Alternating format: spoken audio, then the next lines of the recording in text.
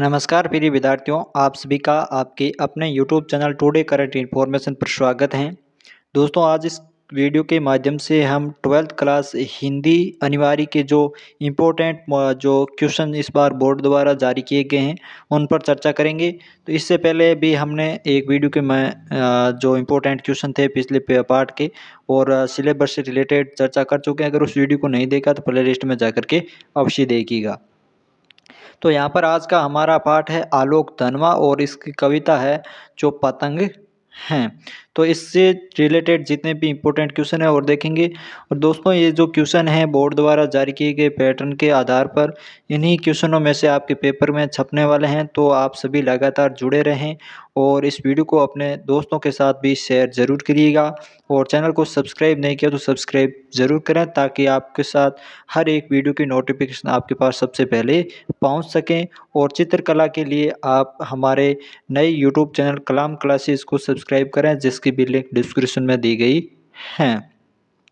और इसकी पीडीएफ के लिए Telegram group RBSC class 6 to 12 को ज्वाइन करिए, जिसकी भी लिंक डिस्क्रिप्शन दे रखी है। तो दोस्तों, यहाँ पर आज का हमारा सवाल है आलोक धनवा जिनकी पतंग कविता के आधार पर पहला सवाल है हमारा कि पतंग कविता की रचयिता है। तो पतंग कविता के रचयिता कौन है? कुंवर नारायण, आलोक धनवा, उमा शंकर जोशी और रघुवीर सहाय। तो यहाँ पर करेक्ट आंसर हो जाएगा हमारा आलोक धनवा जी हैं जो पतंग कविता के रचयिता हैं। दूसरा सवाल है पतंग कविता में कवि ने वर्षा के बाद किस ऋतु का चित्रण किया है? शरद, हेमंत, ग्रीष्म और शिशिर। तो यहाँ पर करेक्ट आंसर हो जाएगा कि कवि ने है जो पतंग कविता में वर्षा ऋतु के बाद है शरद ऋतु का वर्णन यहाँ पर चित्रण है जो किया है।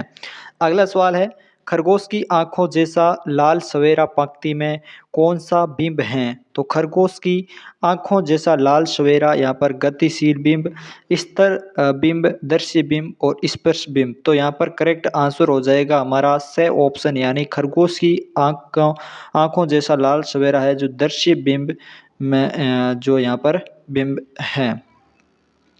अगला सवाल है हमारा कि शरद आया पुलों को पार करते हुए इस पंक्ति में कौन सा अलंकार है? शरद आया पुलों को पार करते हुए उत्प्रेक्षा, विभावना, रूपक और मानवीकरण। तो यहाँ पर करेक्ट आंसर हो जाएगा हमारा मानवीकरण अलंकार। अगला सवाल है शरद बच्चों को कैसे इशारों से बुलाता है? चमकीले इशारों से, लुभावने, तिरछे और कोई नहीं। तो यहाँ पर करेक्ट आंसर हो जाएगा कि शरद है जो बच्चों को चमकीले इशारों से बुलाता है। अगला सवाल है जो कौन सी ऋतु आसमान को मुलायम बनाती है? शरद, हेमंत, ग्रीष्म और कोई नहीं। तो यहाँ पर करेक्ट आंसर हो जाएगा जो शरद ऋतु है वो आसमान को मुलायम बनाती है। अगला हमारा सवाल है दुनिया रोज बनती है काव्य संग्रह किसका है? तो दुनिया रोज बनती है कुंवर नारायण, आलोक धनवा, जयशंकर प्रसाद और तुलसीदास। तो यहाँ पर करेक्ट आंसर हो जाएगा हमारा आलोक धनवा। दोस्तों, कमेंट बॉक्स में बताइएगा कि जो वर्तमान समय में जो कौन सी ऋतु है जो चल रही है। अगला सवाल है हमारा कविता पतंग में खरगोश की आंखों जैसा किसको बताया गया है? तो कविता पतंग के अंदर सवेरे को, साइकिल को, पतंग को और सूर्य को। यहाँ पर करेक्ट आंसर हो जाएगा हमारा कि सवेरे को है जो पतंग कविता में खरगोश की आंखों जैसा बताया गया है।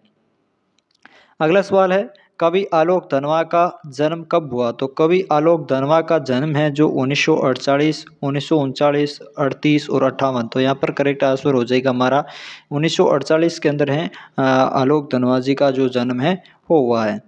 अगला सवाल है हमारा पतंग कविता के माध्यम से कवि ने किस प्रकार के मनोविज्ञान का चित्रण किया है? तो यहाँ पर जो हमारे इंपॉर्टेंट क्वेश्चन है उनको देख लेते हैं, बाकी पीडीएफ आपको टेलीग्राम ग्रुप में मिल जाएगी। और अगला सवाल है बच्चों को कपास की तरह कोमल और उनके पैरों को बेचैन क्यों कहा गया है? पतंग कविता के आधार पर बताइए। अगला सवाल है दिशाओं को मृदंग की तरह बजाने से क्या तात्पर्य है? दोस्तों, जो संजीव डैशवर्क के जितने भी मॉडल पेपर हैं वो हमारे इस चैनल पर सोल्व करवाए गए हैं। अगर उसको नहीं देखा तो प्ले लिस्ट में जाकर के आप अवश्य देखिएगा, जहाँ पर भी इम्पोर्टेंट क्वेश्चन हैं वो बताए गए हैं। और यहाँ पर अगर हम इम्पोर्टेंट सवाल देखें तो यहाँ पर यह सवाल हो सकता है हमारा कि जो पतंग कविता का मूल भाव है वो स्पष्ट कीजिए। ये सवाल है जो यहाँ पर इम्पोर्टेंट है। दूसरा सवाल देखें तो किशोर और युवा वर्ग समाज के मार्गदर्शक पतंग कविता के आधार पर स्पष्ट कीजिए। ये भी इम्पोर्टेंट सवाल है। और अगला सवाल है हमारा पतंग कविता के काव्यगत सौंदर्य पर प्रकाश डालिए। ये 3 सवाल और अगला है जो कवि आलोक धनवा का परिचय हो जाएगा। अगला हमारा दूसरा पाठ है यहाँ पर कुंवर नारायण का, जिसके कविता के बहाने, पाठ का नाम है कविता के बहाने, कुंवर नारायण जी द्वारा लिखा गया है। तो यहाँ पर पहला सवाल है इस पाठ का कि कविता के पंख लगा उड़ने के माने, उड़ने के माने तो यहाँ पर कौन नहीं जानता है? चिड़िया, फूल, बच्चा, कोई नहीं। तो यहाँ पर करेक्ट हो जाएगा आंसर चिड़िया है, जो कविता के पंख लगा उड़ने के माने जो चिड़िया है वो नहीं जानता है। अगला सवाल है कविता के बहाने इसके रचनाकार कौन है? तो इसके रचनाकार हैं जो जो कुंवर नारायण है वो यहाँ पर हो जाएंगे कि कविता जो है बहाने, इस कविता के बहाने के रचनाकार हैं जो कुंवर नारायण हो जाएंगी।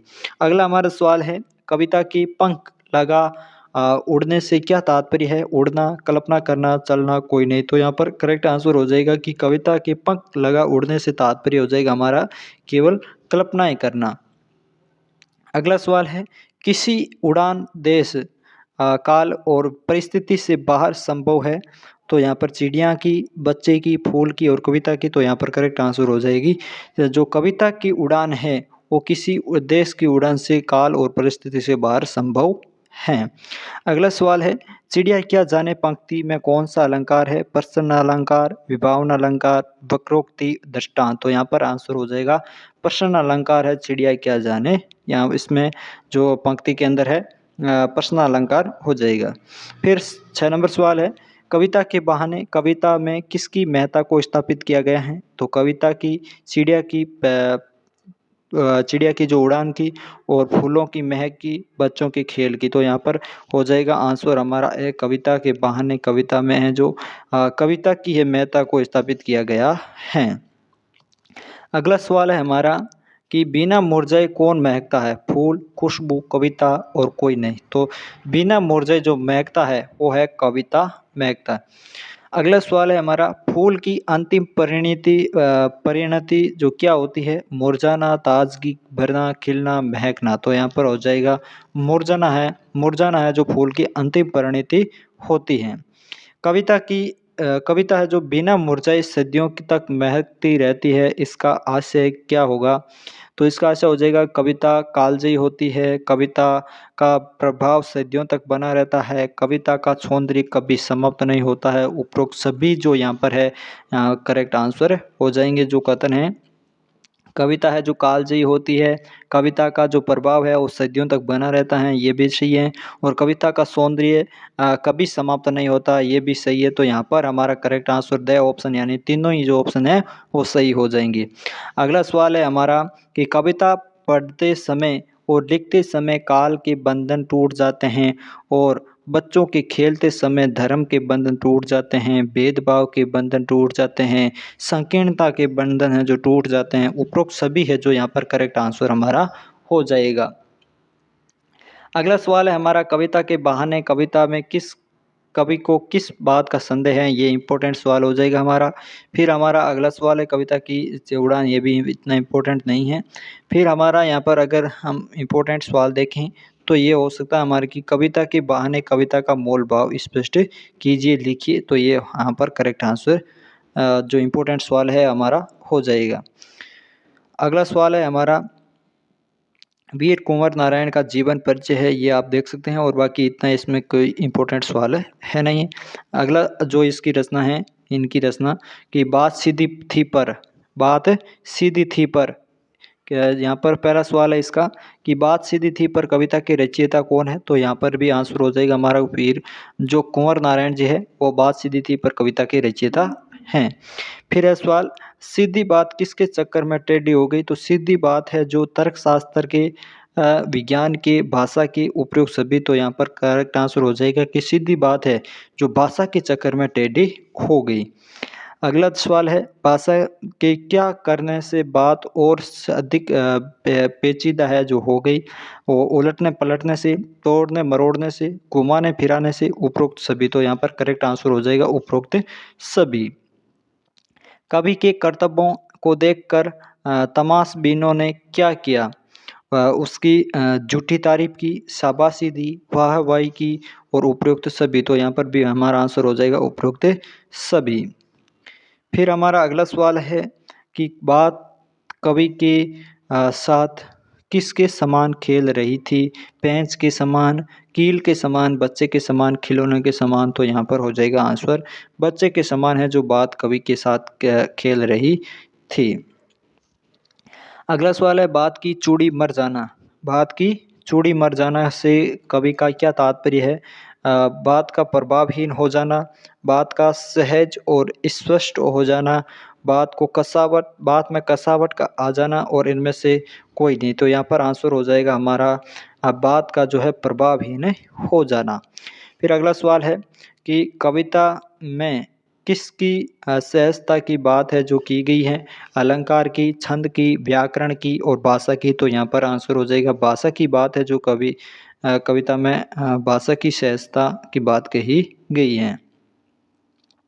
बनावटी और आडंबर युक्त भाषा के प्रयोग में से जो बात है वो कैसी हो गई है? प्रभावहीन, उद्देश्यहीन, अर्थहीन, उपरोक्त सभी। तो यहाँ पर उपरोक्त सभी है जो यहाँ पर हमारा आंसर हो जाएगा कि जो बनावटी और आडंबर युक्त जो भाषा के प्रयोग से हैं वो बात हमेशा कैसी हो जाती है? प्रभावहीन, उद्देश्यहीन और अर्थहीन है जो हो गई हैं।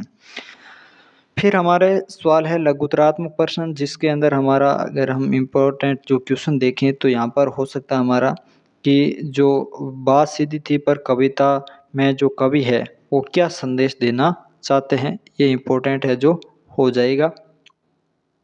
फिर हमारा अगला सवाल हम यहाँ पर इम्पोर्टेंट देखें तो यहाँ पर बात सीधी थी, कविता का प्रतिपाद्य बताइए। ये जो इम्पोर्टेंट है यहाँ पर हो जाएंगे। तो आज के जो इम्पोर्टेंट क्वेश्चन थे ये थे। कैसा लगा वीडियो कमेंट करके ज़रूर बताइएगा और बाकी के जो मॉडल पेपर वगैरह हैं वो उनको भी ज़रूर देखिएगा और उनकी लिंक है डिस्क्रिप्शन में दी गई हैं और प्ले लिस्टें भी बनाई गई हैं, उनको जी पूर्ण देखें क्योंकि उनमें जो इम्पोर्टेंट क्वेश्चन बताएंगे हैं उन्हीं में से जो आपके पेपर में छपने वाला है क्वेश्चन है।